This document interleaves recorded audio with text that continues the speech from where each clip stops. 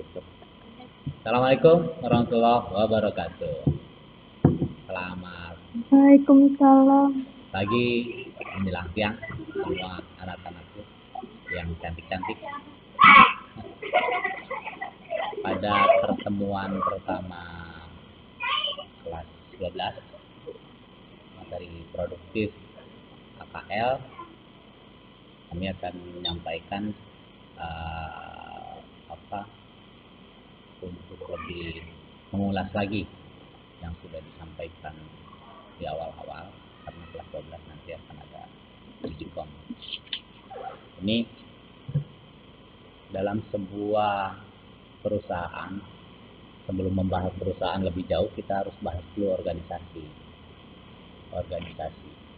Ada organisasi perusahaan, baru ada organisasi sosial dan yang lainnya. Tapi dalam sebuah organisasi itu untuk menjalankannya harus jelas. Kenapa harus jelas? Agar tujuannya juga sampai dari organisasi tersebut. Contoh kalau organisasi perusahaan berarti tujuannya untuk mencari profit, dan prinsip ekonomi itu mengeluarkan modal kecil-kecilnya, mendapatkan untung sebesar-besarnya. Kalau bisa mah nggak pakai modal tapi untung sebesar-besarnya, kan harusnya bisa gitu. Nah, bagaimana caranya? Maka harus disusun terlebih dahulu langkah demi langkahnya, tahap demi tahapnya. Apa saja yang harus disusun? Pertama, ini harus ada planning, perencanaan, harus direncanakan. Contoh, setting, kita mau bikin perusahaan jual atau pabrik yang lagi ngetren pakaian muslimah, harus direncanakan, disusun rencananya. Rencananya akan membuka toko busana muslim, survei dulu ke lapangan bagaimana yang cocok seperti apa, di usia berapa, warnanya apa saja, apa polkadot, apa gambar Doraemon, apa yang lainnya. Nah, itu harus direncanakan secara matang. Rencana dulu, kalau rencananya sudah siap, direncanakannya sudah siap, itu pun harus bertahap ya, sebelum melakukan sebelum jalan. Itu kalau dalam organisasi perusahaan, termasuk dalam organisasi lainnya, kita harus direncanakan dulu apa yang menjadi tujuan dari organisasi tersebut. Kalau tujuannya profit, berarti harus disiapkan bagaimana rencananya itu, mulai dari modal sampai realisasi dari rencana tersebut. Maka planning menjadi penting untuk setiap orang dalam menyusun rencana organisasi atau perusahaan. Anggap saja perusahaan itu adalah organisasi. Dalam perencanaan ada beberapa faktor yang harus dipertimbangkan. Yang pertama itu, perencanaan harus jelas maksud maupun ruang lingkupnya. Jadi jangan terlalu luas. Makanya orang dagang itu spesifik biasanya. Jual pakaian anak, itu berarti spesialis anak-anak. Jual pakaian muslimah, berarti spesialis muslimah. Jual apa? Itu spesifik. Biar pelanggannya juga bisa spesifik, bisa jelas. Kemudian program kerja atau rencana harus dapat diukur tingkat keberhasilannya. Bagaimana caranya? Ya kita harus mengetahui indikator-indikator untuk mengukur tingkat kesuksesannya. Per hari harus dihitung, kalau orang dagang kan per hari harus dihitung. Kira-kira kalau kita dagang ngambil 10, bakal habis 10 enggak? Kita kalau ngambil 5 bakal habis 5 enggak gitu. Kalau manajemen hari ini bahkan sangat jarang menggunakan sistem, kalau dagang ya, menggunakan sistem gudang. Era modern itu sekarang bahkan kadang-kadang yang dagang itu, yang bisnis itu nggak punya barangnya barang orang lain, barangnya pakai barang orang lain, kita yang memasarkan karena kita ahli misalkan di bidang teknologi. Ini eranya kalian sebenarnya, era 4.0.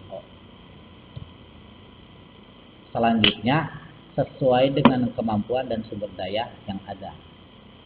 Jadi jangan awang.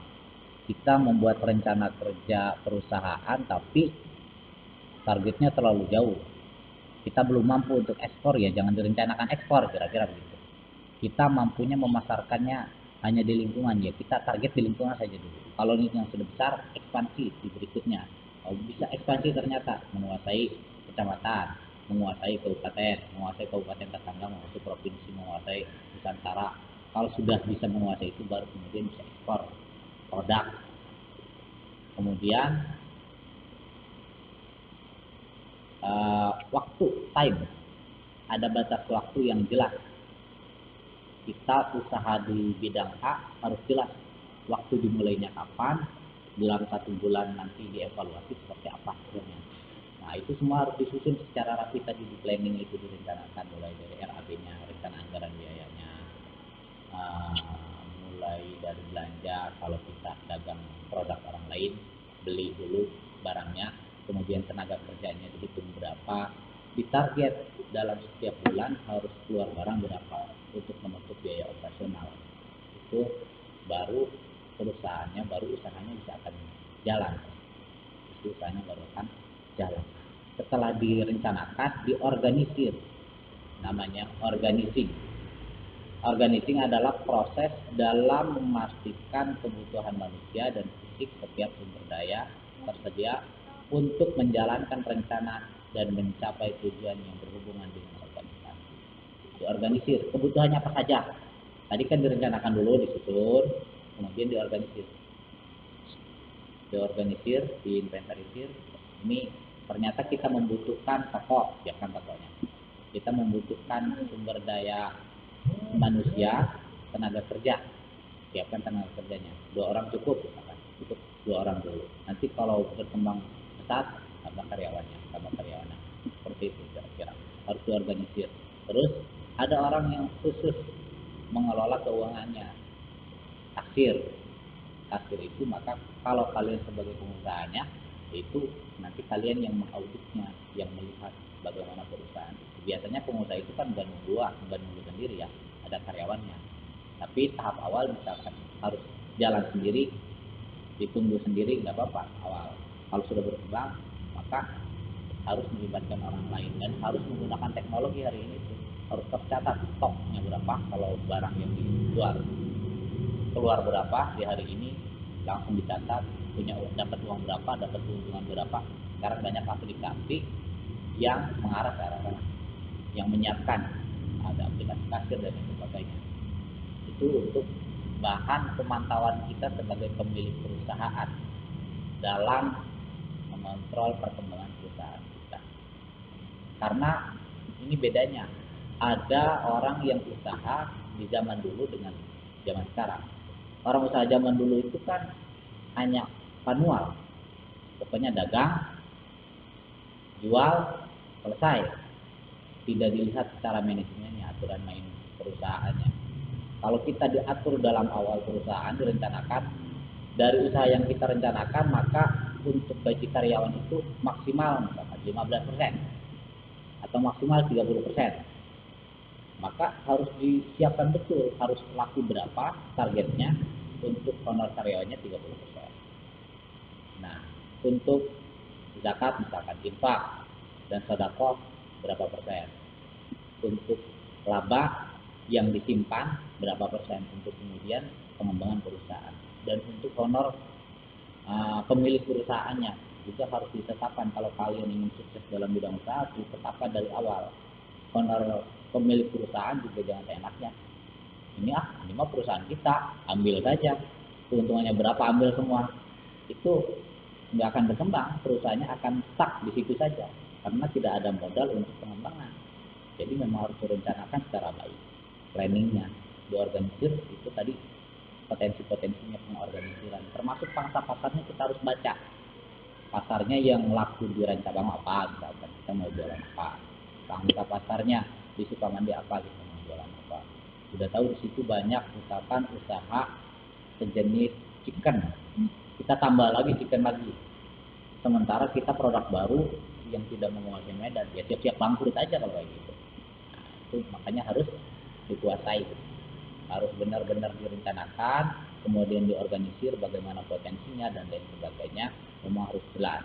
Terus aktuatif setelah di planning, rencana, diorganisir apa saja kebutuhannya, maka kemudian aktuatingnya, realisasinya, pelaksanaannya dilaksanakanlah dari semua yang sudah disusun tadi. Dalam pelaksanaan ini yang kemudian akan menjadi penentu kalian itu sukses atau tidak dalam menjalankan organisasi, baik itu organisasi sosial misalkan ataupun organisasi perusahaan, organisasi ekonomi. Perusahaannya nanti dievaluasi lah. Kalau bisa evaluasinya tiap hari. Hari ini bahkan harus diklasifikasikan hari Senin. Oh ternyata yang laku itu produk, tadi kita contohnya kan jualan produk busana muslimah. Yang laku itu ternyata produk kerudung hari Senin. Hari Selasa ternyata yang laku itu misalkan daster dan seterusnya. Kenapa ini? Kita harus analisa setiap hari itu, kenapa setiap di hari Senin itu yang lakunya ini nih. Kita harus lihat. Oh ternyata misalkan setiap hari Senin anak sekolah itu pertama keluar hari Senin banyak uang, bawa uangnya paling banyak, makanya hari Senin biasanya paling banyak produk anak-anak atau produk anak sekolah yang laku. Nah, itu berarti di hari Senin dibanyakin aja yang itu, kira-kira gitu. Untuk mengukur itunya, hari Selasa apa, Rabu apa, harus bisa evaluasi bahkan per hari. Kalau yang lebih hebat lagi bisa per menit dan per detik, per jam. Biasanya jam sekian akan datang konsumen A. Nah, kalau sudah bisa seperti itu berarti hebat itu perusahaan. Sudah hebat, bisa mengukur sampai ke arah sana. Tingkat kesuksesannya akan lebih bagus dalam pelaksanaan aktuasi. Dari aktual inilah kalian akan ukur hari Senin, Selasa, Rabu, Kamis, Jumat, Sabtu, Minggu misalkan libur. Kemudian hari Senin lagi, Selasa, Rabu dan seterusnya. Selama 1 bulan dilihat evaluasi bagaimana grafiknya. Kalian harus buat. Kalau bisa sekalian ini survei. Jadi siapa yang belinya, anak-anak usia berapa, orang dewasa usianya berapa, nanti dipresentasi. Ternyata produk kita itu lebih banyak dibeli sama siapa, apakah orang tua, apa anak-anak, apa remaja. Nanti hasil evaluasi selama 1 bulan menjadi acuan untuk bulan berikutnya. Berarti untuk bulan berikutnya kalau yang paling lakunya produk anak-anak, ya kita banyakin produk anak-anaknya saja, yang dewasa sama remajanya dikurangin. Kan keuntungannya lebih banyak di produk anak-anak, bisa menyusunnya seperti itu dalam hal aktualnya harus bisa. Terus keluar masuk uang diutang misalkan, kalau diutangkan itu harus ada usia piutangnya yang jelas, makanya dicatat dalam akuntansi studi akunting. Nanti ada piutang perusahaan, utang ke luar berapa, utang perusahaan ke utang perusahaan, termasuk omset gitu ya, terus laba rugi, semuanya harus tercatat dan harus ada bukti fisik agar kita tidak kelimpungan dalam mengelola perusahaan. Karena bisa saja nanti karyawannya yang curang, lakunya 10, iya benar lakunya 10, harganya yang harusnya 80.000 dijualnya 50.000, katanya orang yang belinya nawar semua pak, sebagainya. Buktinya harus ada, dibuatkan nota kan, makanya perusahaan harus ada notanya. Ketika barang keluar notanya ditulis harganya berapa, harga satuannya berapa, jumlahnya berapa, di tanggal sekian konsumsinya itu, ya dikeluarkan notanya. Kalau sekarang kan modern, pakai notanya juga kayak di Alfamart lah ya, dikeluarkan langsung keluar stoknya. Kalau bisa seperti itu kalau kalian usaha. Kalau itu baru usaha modern, kayak di Alvin itu usaha modern. Barangnya banyak, yang nunggunya nggak mesti banyak-banyak. Ya kan Alfamart barangnya begitu banyaknya, yang nunggunya cukup 1-2 orang. Itu lebih efisien dan efektif. Honor karyawan tidak terlalu banyak, tapi kontrol keluar masuk barang, penjualan, pembelian dan lain sebagainya bisa optimal, bisa dikirim. Sekarang banyak aplikasi, misalkan printer Bluetooth untuk transaksi. Meskipun misalkan kalian jual pulsa, Itu harus seperti itu, harus dibuat seperti itu. Terus kalau kalian ngambil uang perusahaan, ditulis apa? Price. Tulis price. Kita ngambil uang perusahaan 100.000, ditulis price. Price itu utang pribadi pada perusahaan agar perusahaannya terus sehat. Agar perusahaannya terus sehat. Kalau itu sudah bisa berjalan seperti itu, insya Allah bisa maju dalam mengembangkan sebuah perusahaan. Memang dalam actuating ini paling rumit. Setelah aktualnya bagus, baru akan ada controlling kan, dikontrol. Kontrolnya itu tadi evaluasi bulanan, evaluasi harian, misalkan evaluasi mingguan. Ada istilah tutup barang dulu, stok dihitung ulang, barangnya dihitung ulang, direkap lagi, ada berapa sisanya dan sebagainya, kehilangan berapa. Bahkan kalau di Alfamart, Indomart misalkan, itu kehilangan ditanggung karyawannya. Jadi keamanan berarti karyawan sekaligus keamanan sebenarnya merangkap. Tapi itu sistem yang terjadi di perusahaan. Minimal kita bisa duplikasi sistem yang seperti itu. Sekarang banyak anak muda yang sukses bahkan tidak stok barang orang lain, jual ke orang lain dan kemudian dapat keuntungan. Itu bisa seperti itu. Dalam hal mengontrol itu harus, ini masih ke controlling, dalam hal mengontrol itu harus benar-benar teliti. 1 perak pun kalian harus catat. 1 perak pun. Bang, kena disebut koret, kena 50 perak dicatat jadi utang. Ya nggak apa-apa, ya namanya juga usaha. Justru akan menjadi bahaya karena menyepelekan usaha. Misalkan, ngambil 5.000 lah, sehari 5.000, 2 hari jadi 10.000, 3 hari jadi 15.000. Kalau kali 30 hari bisa setengah. Kan habis juga duitnya akhirnya gitu. Usahanya nggak jalan karena uangnya diambil terus sama pemiliknya. Itu yang jangan sampai terjadi. Semuanya harus tercatat, terekam dengan baik. Tanggal sekian keluar barang, ya kan, ada fakturnya ya, notanya. Sekian barang, harganya sekian, dicatat, dimasukkan nanti dalam buku besar. Di buku besar direkap, kemudian masuk dalam neraca. Setelah masuk dalam neraca, nanti kemudian ada laporan laba rugi keuangan. Laba atau rugi ini duitnya. Itulah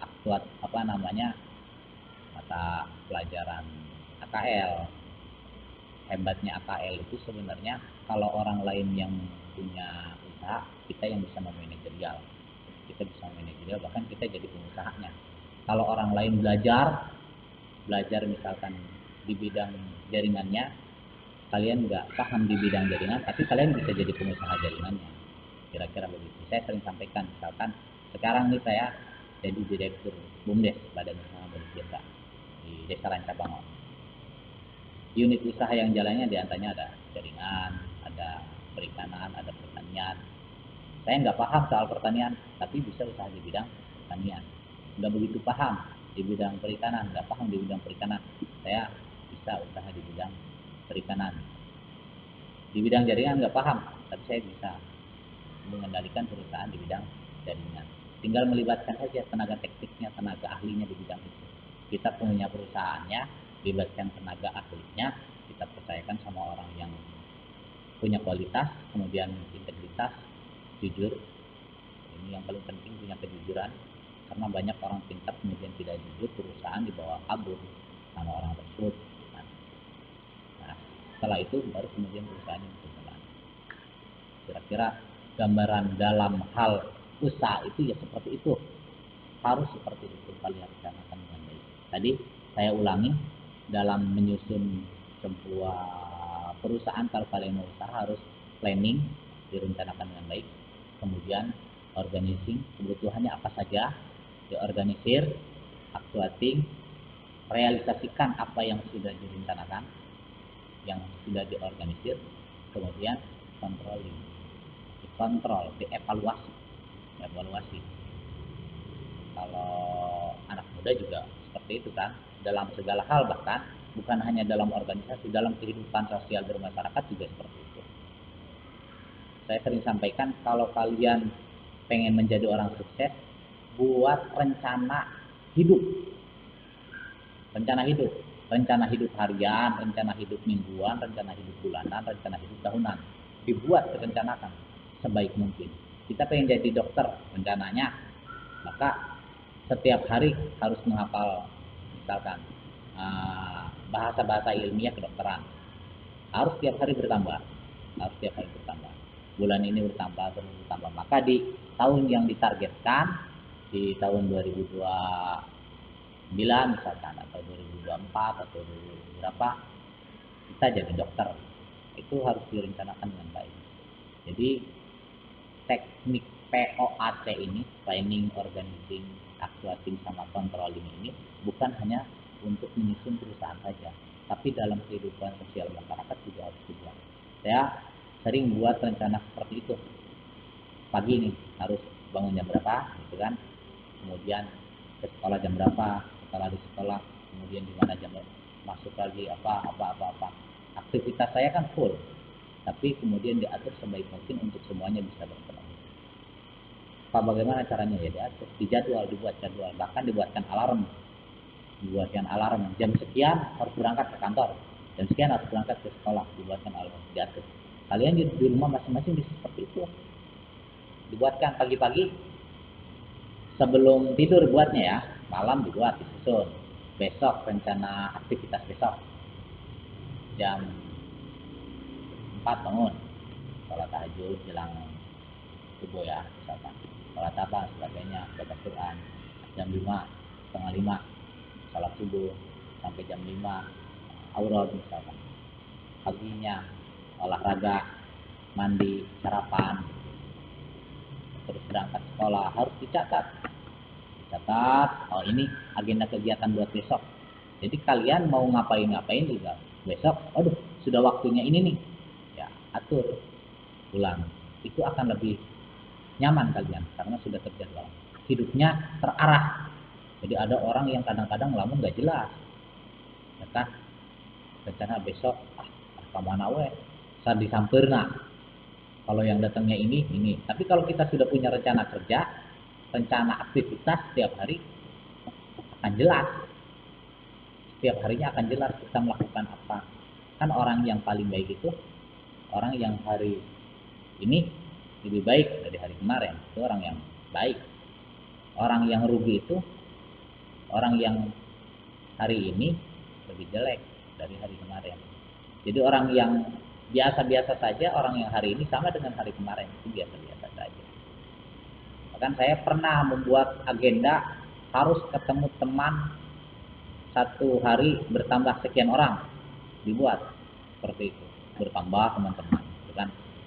Dibuat lagi harus ketemu orang yang punya keahlian ini dalam satu minggu, dibuat, cari komunikasi dan sebagainya, sehingga terbentuklah jejaring yang kuat. Nah, kalau setelah terbentuk jejaring yang kuat, kita mau ngapain enak, kita mau melakukan apapun enak. Begitu pun dengan dalam hal perusahaan. Setelah jalan perusahaannya, jangan stuck di situ saja. Kita harus punya rencana untuk melakukan ekspansi. Tapi ketika melakukan ekspansi harus siap, jangan sampai ekspansi kemudian yang pokoknya ditinggalkan, yang ekspansinya malah bangkrut. Itu jangan seperti itu. Banyak ya orang yang gagal itu karena memang perencanaannya yang tidak matang. Gagal karena rencananya nggak matang. Sudah direncanakan, oh usaha ini sukses nih, ganti usaha berikutnya, sukses juga, ganti usaha berikutnya. Nanti kadang-kadang yang nipunya karyawannya. Jadi ada istilah bos lebih miskin dari karyawannya. Oh berarti ada apa? Something wrong dalam sebuah perusahaannya. Ada persoalan, ada persoalan di perusahaannya, harus diteliti. Mana persoalannya? Kenapa? Oh, ternyata dikorupsi oleh karyawannya. Itu yang harus kita jeli. Karena banyak orang sukses kemudian bangkrut karena orang terdekat. Sukses bangkrut karena keluarganya. Itu banyak itu seperti itu. Dalam hal bisnis harus tegel. Pokoknya kalau bisnis, ya bisnis. Kalau keluarga, ya keluarga. Kita buka sebuah perusahaan, yang belinya keluarga, akhirnya dikasihkan semua, ya habis. Ya itu harus diperhatikan. Meskipun ya itu dari rencana itu harus disiapkan. Oh, karena perusahaan kita ini yang dibuat ini pasti ada keluarga yang minta, misalkan dan sebagainya, maka harus dialokasikan. Kira-kira dalam sebulan itu barang yang digratiskan harus berapa? Barang yang digratiskan harus berapa untuk kasih ke misalkan orang tua, ke adik, kakak dan sebagainya. Juga harus diplot itu dalam rencana kerjanya, dalam rencana perusahaannya, agar semuanya terhitung bahwa perusahaan ini bisa terus berjalan secara sehat. Kalau bisa kalian jangan dulu buka perusahaan sebelum ada pasar.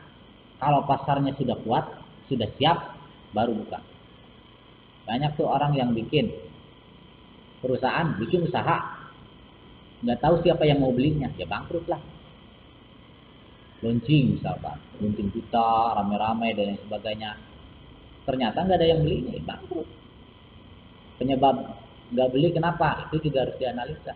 Penyebabnya barangnya terlalu mahal misalkan, berarti kita harus menurunkan harga barang. Menurunkan harga barang berarti kita harus cari barang yang lebih murah dari orang lain untuk modalnya agar bisa bersaing dengan orang lain.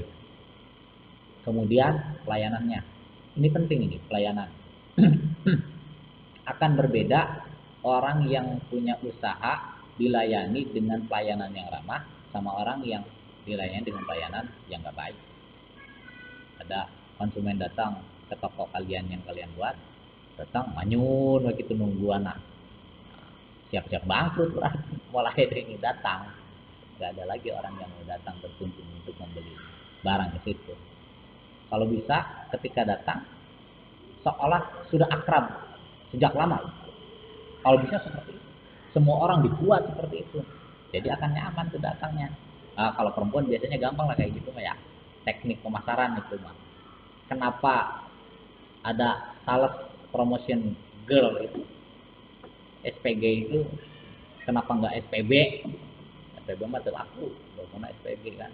Itu dalam rangka memasarkan produknya untuk bisa lebih mudah masuk, diterima oleh konsumen. Yang terimanya, yang jadi pelayannya cantik, ya kan? Harus cantik misalkan. Itu syarat orang biasanya menerima lowongan kerja, syarat perempuan, cantik, fresh graduate. Kenapa pengennya fresh graduate? Biar nggak mahal bayarannya. Biasanya kalau yang sudah pengalaman minta bayar mahal, biasanya gajinya minta dibayar mahal. Tapi kalau untuk perusahaan baru, kaliannya tidak begitu menguasai, maka harus jangan yang fresh graduate, harus yang sudah berpengalaman dulu. Nanti diduplikasi, disandingkan dengan orang yang baru. Nah ini yang berpengalamannya kalau minta naik gaji ternyata tidak rasional, coret aja dikeluarkan. Nanti yang fresh graduate itu kan sudah bisa menguasai, yaitu yang bisa mengendalikan, yang untuk jangka panjang kira-kira begitu. Itu gambarannya ya. Ini sekilas dalam hal kalian menyusun rencana usaha. Pertama, saya ulangi, harus ada planning. Yang kedua, organizing. Ketiga, aplikasi, realisasi atau actuating. Yang keempat, controlling. POAC. Sudah dikontrol, ada evaluasi, baru akan kelihatan. Nah, setelah selesai baru nanti kemudian ekspansi. Kira-kira begitu untuk pertemuan pertama. Nanti pertemuan berikutnya kita lanjutkan. Terima kasih atas pertemuan kali ini. Assalamualaikum warahmatullahi wabarakatuh. Waalaikumsalam.